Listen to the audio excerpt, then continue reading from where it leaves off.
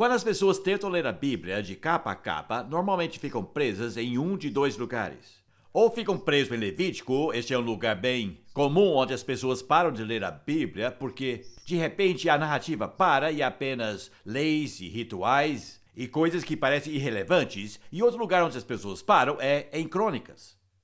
E quando lemos a Bíblia de capa a capa, lá na nossa igreja, e as pessoas ficavam confusas ao lerem os primeiros 9 capítulos de Crônicas, que, se você já os leu, só contém genealogias, árvores genealógicas, apenas nome após nome após nome, a maioria, impossíveis de serem pronunciadas. E as pessoas não entendiam por que tinham que ler esses nomes, incompreensíveis em hebraico. E todas as procriações, parece que era a única coisa que faziam naqueles dias. E fulano gerou ciclano, que gerou beltrano, e parece que não há fim. São 9 capítulos inteiros.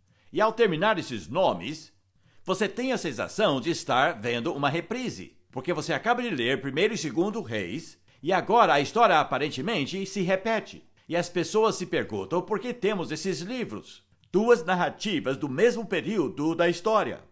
O reino de Israel.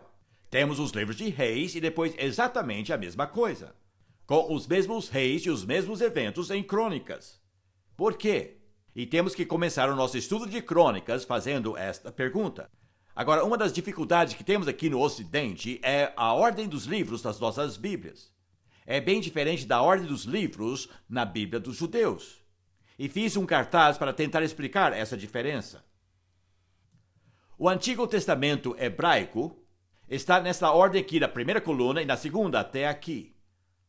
E a ordem das nossas Bíblias está aqui nestas 2 colunas. E podemos observar várias coisas. Em primeiro lugar, estão agrupados de forma diferente. Há 3 grupos de livros na Bíblia hebraica. Estes grupos são a lei, os profetas e os escritos. E se você se recorda da história de Jesus no caminho de Emaús, com seus 2 discípulos depois da ressurreição, diz que explanou as escrituras e mostrou-lhes estudos na lei, nos profetas e nos escritos, a respeito de si mesmo. Essa era a sua Bíblia. Haviam esses grupos. E há algumas diferenças importantes. Em primeiro lugar, os primeiros 5 livros da Bíblia estão todos separados dos demais. Eles constituem a lei, ou o Torá, que significa as instruções do Criador. Então, o Torá, ou Pentateuco, como às vezes é chamado, penta significa 5, são os 5 livros da lei. O que nós chamamos Gênesis, Êxodo, Levítico, Números e Deuteronômio são conhecidos por eles pelas primeiras palavras de cada pergaminho. Portanto, Gênesis é chamado no início, Êxodo estes são os nomes, Levítico é conhecido como e ele chamou, Números é no deserto e Deuteronômio essas são as palavras. Porque são as primeiras palavras de cada pergaminho. Ao desenrolarem o pergaminho, viam as primeiras palavras e sabiam qual pergaminho que era. Imediatamente depois vem o grupo chamado Profetas. E eles têm 2 subgrupos de profetas. Chamam Josué, Juízes, Samuel e Reis. E Samuel é apenas um livro no Antigo Testamento hebraico. Reis também é apenas um livro, porque como usavam apenas consoantes e não vogais, não ocupavam tanto espaço. E ao serem traduzidos primeiro para o grego e depois para o inglês e português, ocupavam muito mais espaço. Então eram divididos em 2 livros, porque as vogais aumentava o espaço que os livros ocupavam. Mas estes 4 livros são chamados os profetas anteriores. Como tentei explicar quando estudamos Samuel e Reis, que não são livros de história, mas livros que trazem uma visão profética da história. E Samuel foi um profeta que dominou este período de sua história. E durante o período dos reis, haviam muitos profetas. E muitas vezes os profetas escreviam a história e a interpretavam, mostrando o que Deus estava fazendo. E depois, temos um outro grupo de profetas, conhecido como os profetas posteriores, que é igual ao que temos nas nossas Bíblias. Parece que as cores não estão muito certas aqui, mas de qualquer forma, deixa para lá. Depois temos os escritos. E há um grupo meio miscelâneo onde colocam todo o restante. E os salmos estão ali, embora eles chamam este livro dos louvores. Não chamam de salmos, chamam de louvores. O livro de Jó está ali, assim como Provérbios. Ruth não está neste grupo, e sim neste grupo aqui. Não é considerado um livro profético. Então está neste livro, os escritos. Bem diferente das nossas Bíblias, o livro de Cantares também está aqui, e Eclesiastes também, conhecido por eles como o pregador. E Lamentações também está aqui, mas esse livro é conhecido pelo nome de Como, porque esta é a primeira palavra. Esther e Daniel. Daniel não está nos profetas, e sim no grupo dos escritos. É uma diferença bem importante. Esdras e Neemias também estão aqui. E, finalmente, o último livro no Antigo Testamento dos judeus é o livro de Crônicas. Só que é chamado simplesmente as palavras dos dias. É um registro da história. Em outras palavras, o livro de Reis é visto de uma forma completamente diferente do livro de Crônicas. Um livro é profético, mas o outro não. E logo descobriremos por quê. Isso significa que a última palavra no Antigo Testamento dos judeus, é a palavra alia, que significa subir. E a última palavra em Crônicas é vamos subir, significando vamos voltar a Jerusalém.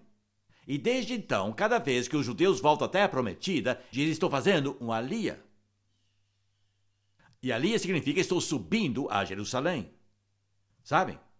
Isso é muito melhor do que as nossas Bíblias, porque a última palavra em nossas Bíblias é maldição. E sabe, os judeus nunca leem Malaquias na sinagoga até o último versículo, porque se recusam a terminar com a palavra maldição. Vou lhes contar o que fazem ao estudarmos Malaquias. Mas, como vemos, a ordem é bem diferente. Em Lucas 24, vemos Jesus abrindo a Bíblia como os judeus a abriam, mostrando tudo na lei, nos profetas e os escritos, a respeito de si mesmo. Agora, nas nossas Bíblias, os grupos são bem diferentes. Todos os primeiros livros da Bíblia são conhecidos como história, e tratamos Gênesis, Êxodo, Levítico e Deuteronômio como história, colocando-os no mesmo grupo de Josué e Juízes, como se fossem todos iguais. E Ruth também está lá, porque para nós é tudo parte da história. E temos Samuel, Reis e Crônicas imediatamente depois de Reis. E por isso temos a impressão de que é apenas uma repetição, mas na verdade não é. Ao examinarmos de perto, veremos que são livros bem diferentes. Crônicas não é profético. Mas infelizmente, ao colocá-los lado a lado nas nossas Bíblias, pensamos, já li isso tudo em Reis, vou pular Crônicas. E assim, perdemos a mensagem. E temos aqui também Esdras e Neemias, no grupo da história, embora aqui estão nos escritos, e Esther também está aqui, como o último livro de história. E depois temos uma coleção que conhecemos como os livros poéticos, e depois temos Jó, o drama de Jó, e Salmos, Provérbios, Eclesiastes e Cantares, são os livros que vêm depois. Como vem, a ordem está completamente diferente. E depois, finalmente, temos o que nós consideramos profecia, e não os dividimos entre anteriores e posteriores, e sim entre maiores e menores. E temos grande maiores e 12 menores. E isso inclui Daniel. Infelizmente, isso significa que nós, os gentios, interpretamos muitas coisas de forma errada, porque classificamos esses livros de forma bem diferente e temos a tendência de tratar Reis e Crônicas como o mesmo tipo de livro. E com certeza, se não estudarmos com cuidado, é fácil chegar a essa conclusão. O resultado é que os livros de Crônicas são muito pouco conhecidos nas nossas igrejas. Tanto assim que há apenas 2 livros que nós citamos, de todos esses livros. Um deles é 2 Crônicas 7,14, se o meu povo, que se chama pelo meu nome, se humilhar e orar e buscar a minha face, e se afastar dos seus maus caminhos, dos céus o ouvirei. Perdoarei o seu pecado e curarei a sua terra. Não sei quantas vezes já ouvi isso citado nos últimos 20 anos. E você?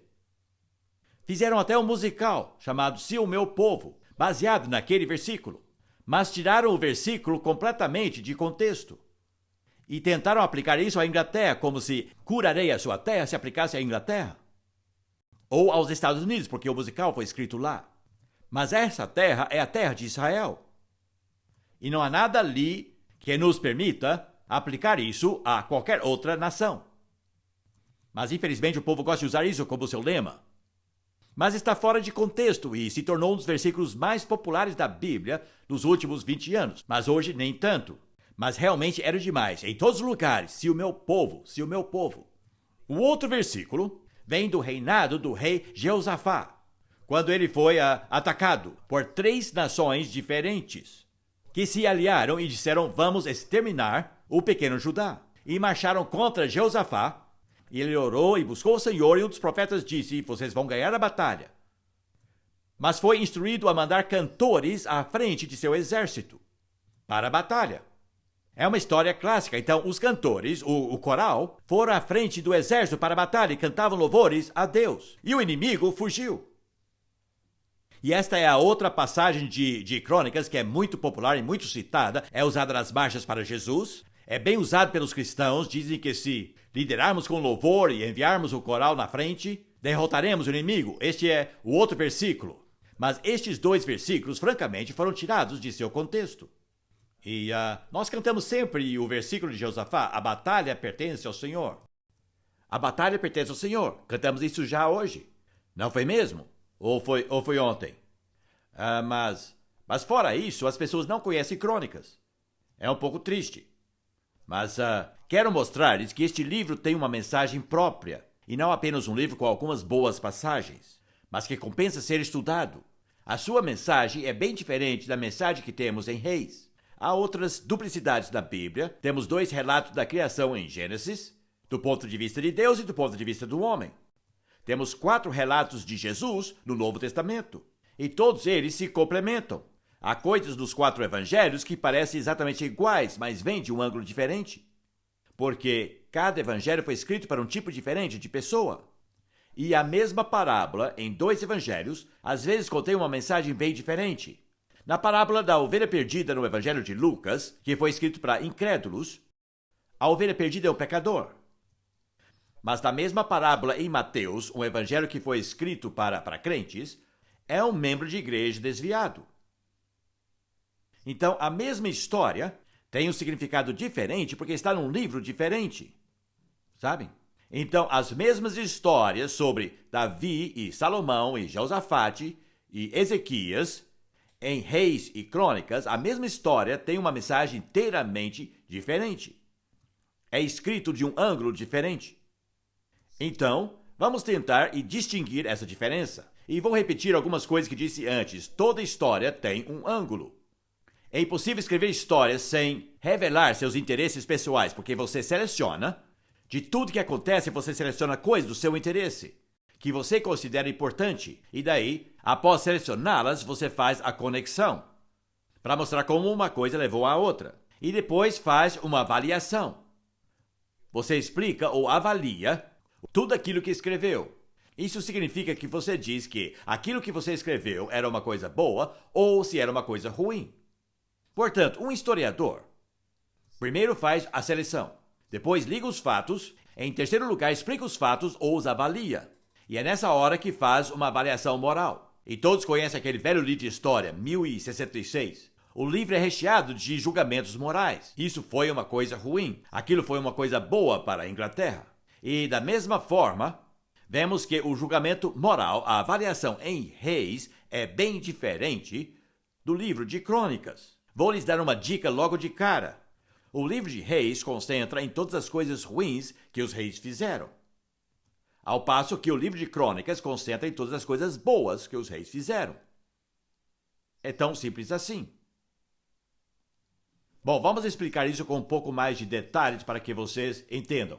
Vou repetir, como diz o Novo Testamento, que o Antigo Testamento foi escrito como exemplo para nós, para que aprendêssemos dessas coisas.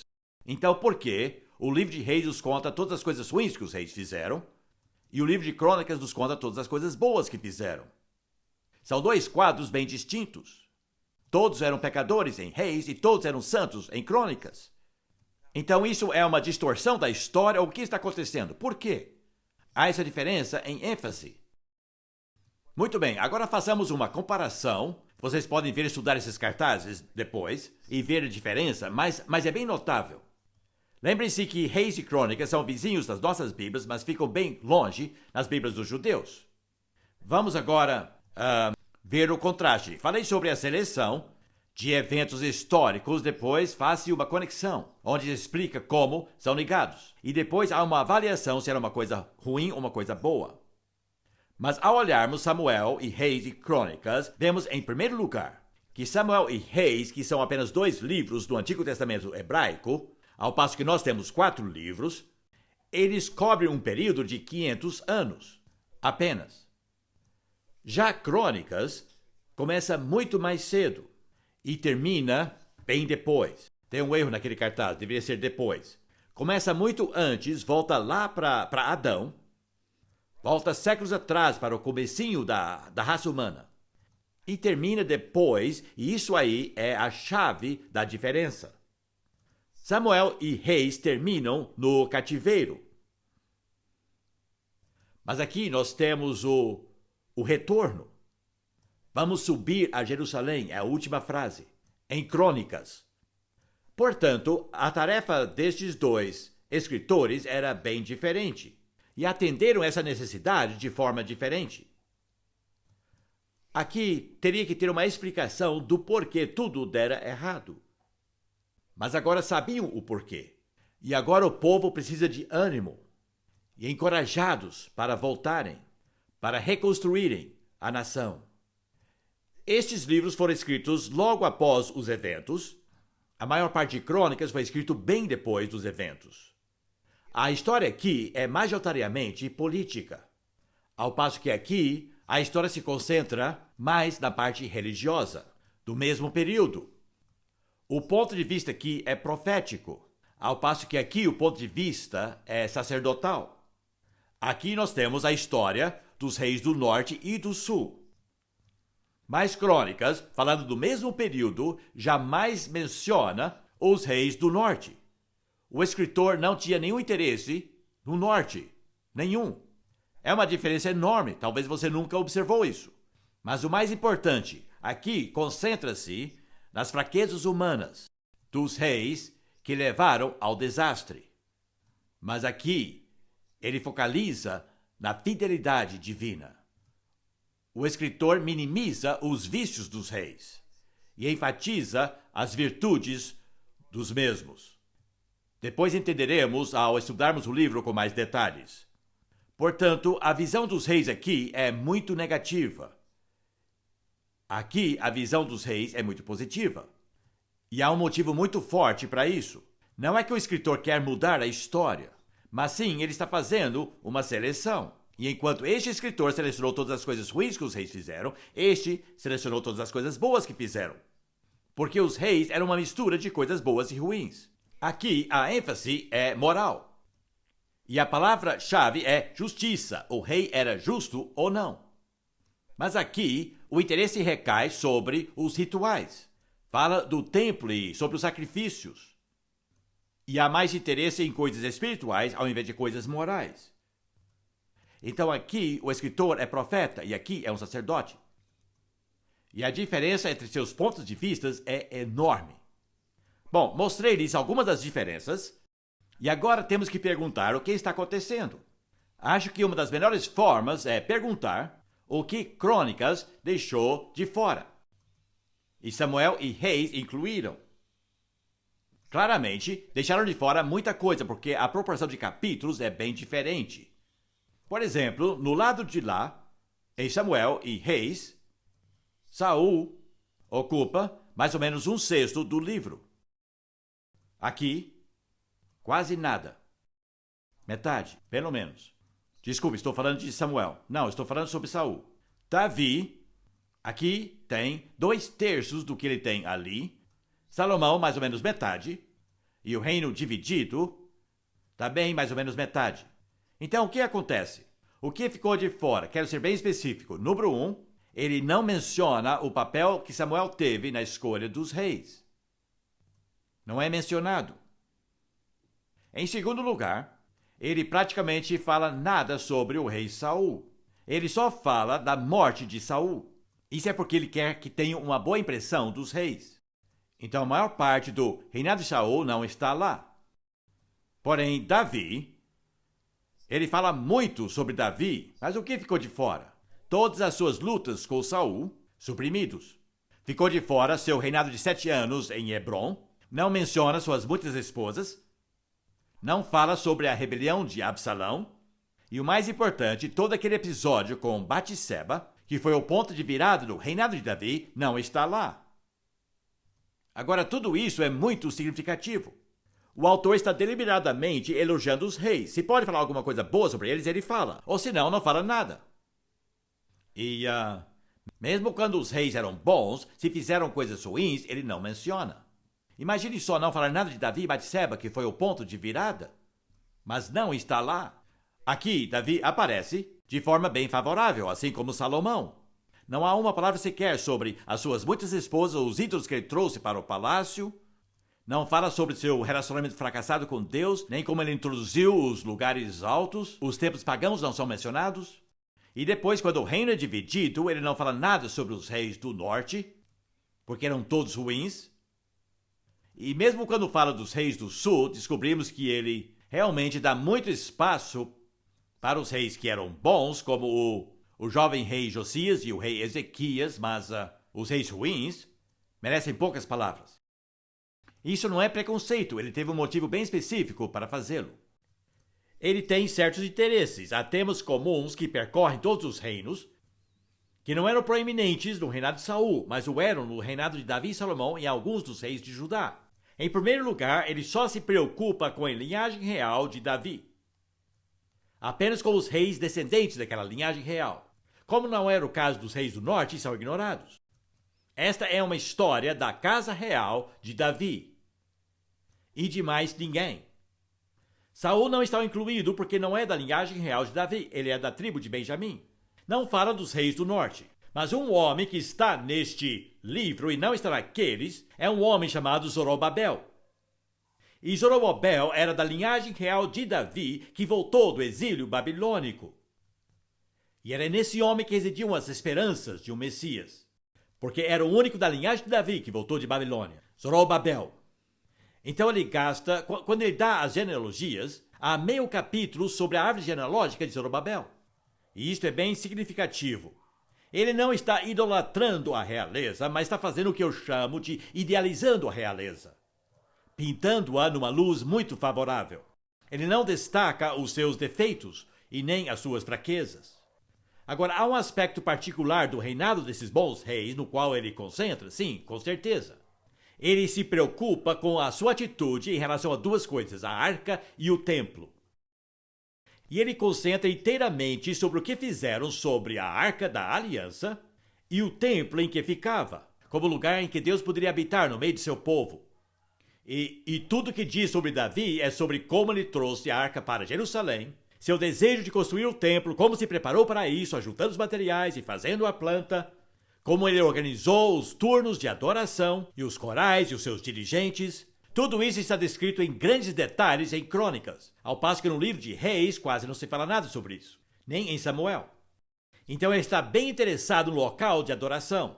Depois Salomão, logicamente, praticamente tudo que ele fala sobre Salomão é como ele construiu o templo que seu pai Davi não pode construir, e como ele orou no final, quando foi dedicado, e como desceu a glória de Deus. Tudo sobre aquela pedreira subterrânea, se lembrem? Como não se ouvia barulho de martelo na cidade porque estava escavando as pedras debaixo da colina, na caverna. Está em Crônicas, isso não é mencionado em Reis. Está tudo aqui. E estes reis, aos olhos do escritor, eram bons porque eles ajudaram a manter a adoração no templo. Bom, seria o ponto de vista lógico de um sacerdote. Um profeta se concentraria nas coisas ruins que fizeram, que trouxe castigo. Mas o sacerdote diz, não, ele construiu o templo. Ele organizou todos os corais, instituiu o louvor. E Davi era conhecido por eles como um homem que era o dirigente de louvor e escritor de salmos. O homem que quis construir um templo e assim por diante. Então temos Davi e Salomão, e tudo que relata sobre eles aqui é sobre o que fizeram acerca do templo. Depois do reinado de Salomão e aquela grande guerra civil e as 10 tribos do norte se dividem das 2 tribos do sul, ele só se interessa pelas tribos do sul porque é lá que o templo fica. É lá que estão os sacerdotes de Deus e é lá que a linhagem real permanece. Então este é o seu interesse. E na verdade ele seleciona apenas 8 reis bons, 5 dos quais eram ótimos na verdade. E os 12 reis ruins do sul ele ignora. Então dá para ver claramente como funciona a sua mente. E os reis que ele escolhe são Asa. E o rei Asa tirou os ídolos de Judá e de Benjamim e removeu a rainha mãe do palácio porque secretamente ela adorava um ídolo em seus aposentos. E Asa fez uma aliança com o Senhor e enriqueceu o templo com prata e com ouro. Portanto, para um sacerdote, era um bom homem. Entenderam? Depois Jeosafate, que foi filho do rei Asa, ele enviou os levitas por todo Judá, ensinando a lei de Deus em todas as cidades. Conquistou uma vitória sobre Moabe e Amon, quando disse a batalha não é sua, mas do Senhor, e enviou os cantores à frente do exército. Mas infelizmente ele fez algo ruim. Casou-se com a filha de Acabe. E na verdade, através daquela aliança, uma coisa terrível aconteceu. A filha de Jezabel, Atalha, veio para o sul e quis conquistar o trono e matou todos os descendentes reais de Davi, todos os príncipes. Ela os assassinou, queria o trono. Mas nesta hora, um sacerdote, presta atenção, um sacerdote, Joiada, sequestrou o príncipe mais jovem, Joás, e o escondeu. E o apresentou depois. E disse, este é o rei legítimo, e Atalha teve o que merecia, mas veja como mais uma vez o sacerdote teve um papel crucial na preservação da linhagem de Davi. O outro livro não fala sobre isso. Bom, o rei Joás, ele reparou o templo. E ele fez coisas boas. E depois o rei Ezequias, que nós já conhecemos, ele reabriu e consertou o templo. E eles celebraram uma Páscoa com grande alegria. E as suas reformas, que ocupam poucos versículos em Reis, aqui ocupam 3 capítulos inteiros. Porque reinstituiu a adoração e consertou o templo. E depois Josias, ele fala muito sobre esse menino rei, que enquanto limpava o templo, achou o livro da lei e trouxe de volta ao templo todos os serviços e rituais e todas as festas que deveriam estar observando. Agora, todos estes reis se opunham à idolatria. Por isso que, na opinião do sacerdote, eram bons. E uma coisa interessante é o seguinte, a idolatria era uma das coisas que os reis iníquos praticavam e os profetas denunciavam. Mas quando os judeus voltaram do cativeiro, nunca mais praticaram o pecado da idolatria. E isso é verdade até hoje. Aprenderam a lição lá no exílio e nunca jamais os judeus adoraram ídolos. E isso já dura 2.500 anos. Interessante. E claro, isso era muito bom aos olhos de um sacerdote. Porque ao passo que os profetas tinham a tendência de concentrar na imoralidade e nas injustiças, os sacerdotes se preocupavam mais com a idolatria.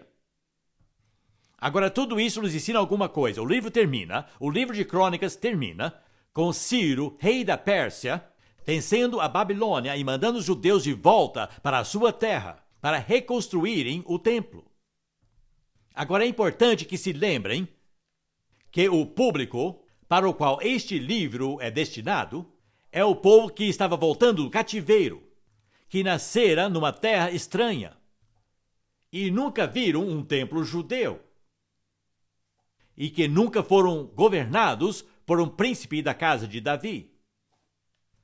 Então, o seu objetivo é dizer-lhes 3 coisas. Eu chamo dos 3 R's. Ele quer dar-lhes raízes, realeza e religião, de novo.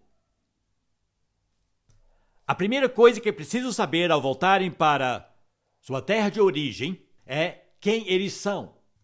Eles precisam conhecer a sua identidade. Vamos prosseguir. Estou aqui agora. Os exilados que voltavam precisavam saber, em primeiro lugar, quem eles eram. Que tinham raízes. E essas raízes voltavam anos atrás na história, voltavam até Adão. Então ele teve que reeducá-los e ensinar tudo de novo, começando com Adão e chegando onde eles estavam agora. Quem já leu o livro de Alex Haley chamado Raízes? Ouviu o filme? É uma história fascinante sobre como um negro lá da América queria saber de onde ele veio e quem ele era. E achou seu caminho de volta ao rio lá na África Ocidental, onde um jovem chamado Kunta Kinte havia sido sequestrado e vendido como escravo na América. Ele achou suas raízes e voltou lá para a vila. E encontrou pessoas lá. Ele achou pessoas que eram seus parentes e disse, já sei quem eu sou. Sei de onde vim, sei onde pertenço, sei onde me encaixo na história. Agora os judeus precisavam disso quando voltaram. Precisavam achar suas raízes, precisavam saber que vinham de uma linhagem que Deus controlava, de Adão até eles, que pertenciam a Deus e que ele os escolhera dentre toda a raça humana e selecionara a Abraão e os demais. E é por isso que Crônicas volta lá para o início.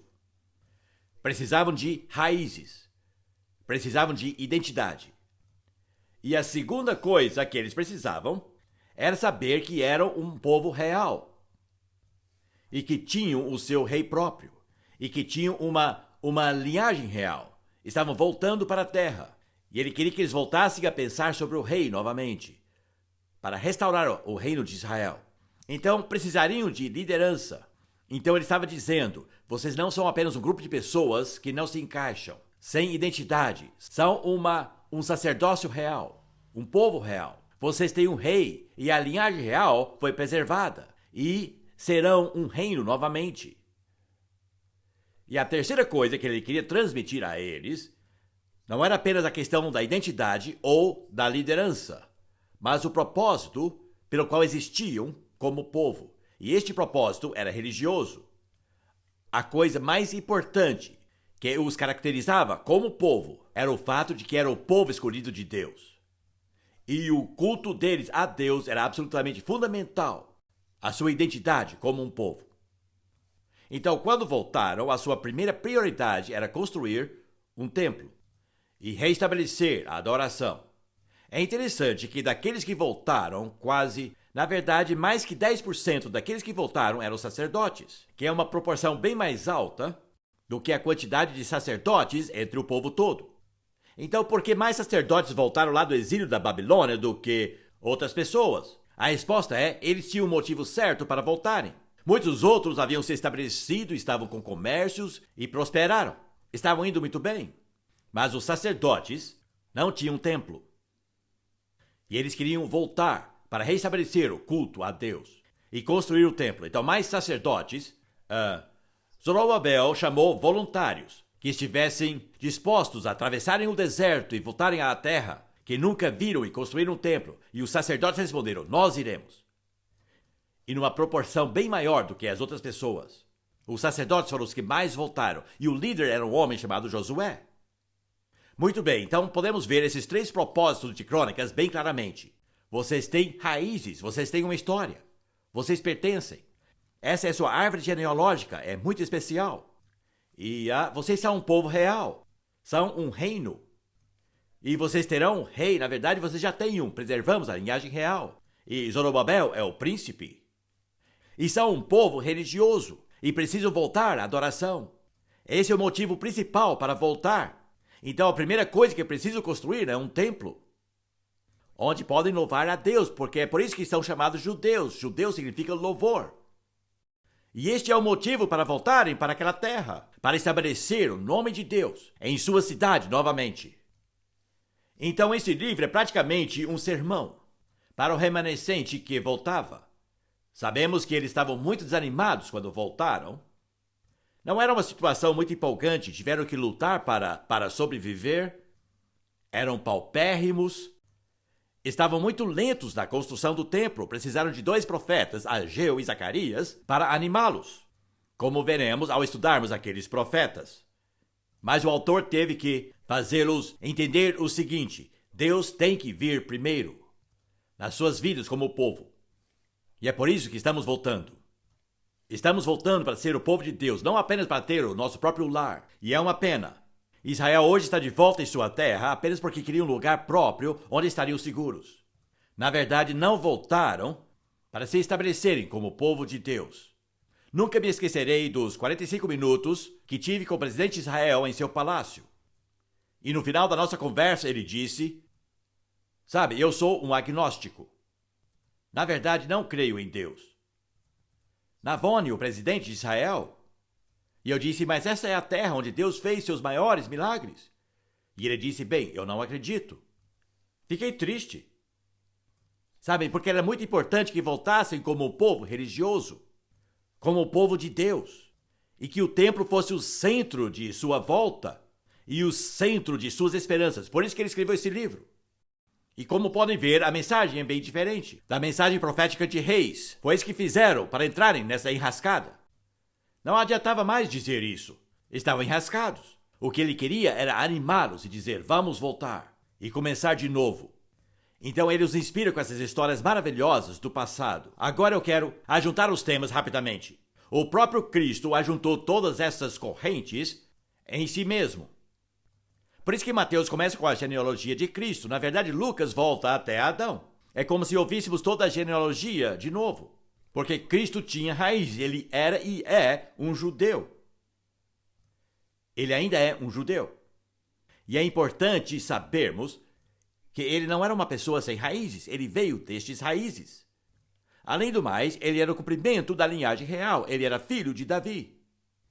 E ele tinha direito duplo àquele trono. Pelo pai, tinha direito legal ao trono e pela mãe, um direito físico. Porque os dois eram da linhagem de Davi. E ele era também o cumprimento de suas esperanças religiosas, porque ele, na verdade, se tornou o templo. Diz em João, e o verbo se tornou carne e tabernaculou entre nós. Ele disse, destrua o templo e eu o levantarei em 3 dias. Ele via-se a si mesmo como o foco de seu culto a Deus. Então vemos essas 3 correntes convergindo em Cristo. Não tenho tempo para mostrar como tudo converge em Cristo. Mas agora essas 3 coisas foram repassadas a nós. E nós herdamos os 3 R's, porque fomos enxertados em raízes judaicas. Então a genealogia deles é a nossa. Ao ler 1 Crônicas de 1 a 9, estou lendo a minha árvore genealógica. Porque agora sou filho de Abraão. Fui enxertado nas suas raízes. Suas raízes são minhas, estes são meus antepassados. Ao se tornar cristão, suas verdadeiras raízes são judaicas. São até mais significativas para você do que sua árvore genealógica física. Porque essa árvore genealógica desaparecerá com a morte. Então é a árvore genealógica dos judeus que é a sua genealogia. Em Cristo você herda as bênçãos de Abraão, você é parte. São um povo que tem raízes, e essas raízes são judaicas. A oliveira é judaica. E somos agora um povo real. Nós somos um sacerdócio real. Vocês são príncipes e princesas. Comecem a se portar como príncipes e como princesas. Já disse isso a muitos cristãos desanimados, sempre cabisbaixos. Eu disse, levante sua cabeça, você é um príncipe ou uma princesa, porte-se como tal. Você é da linhagem real, porte-se como tal. Somos a família real e vamos reinar sobre este mundo com Cristo. Diz que ele redimiu de cada raça, língua e nação homens para Deus, e eles reinarão sobre a terra.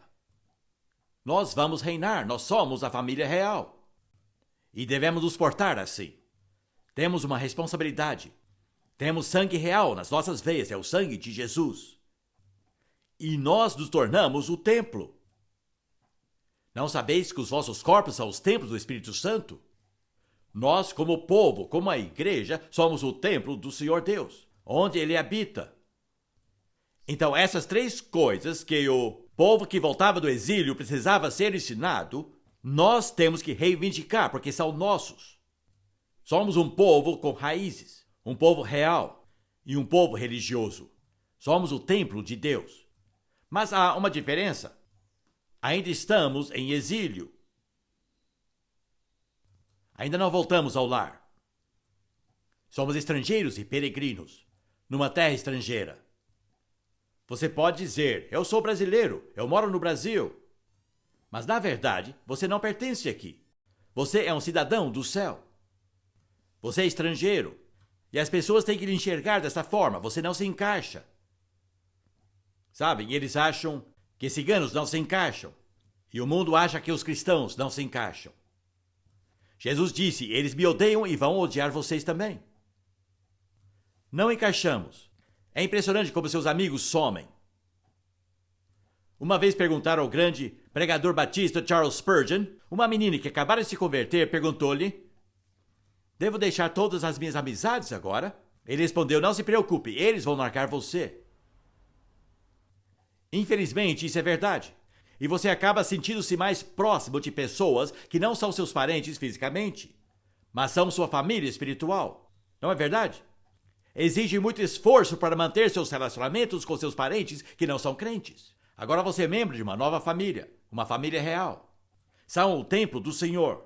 O que você faz com seu corpo, você faz ao templo de Deus. É um dos motivos porque as pessoas deixam de fumar ao se converterem, porque a Bíblia não fala nada contra o cigarro.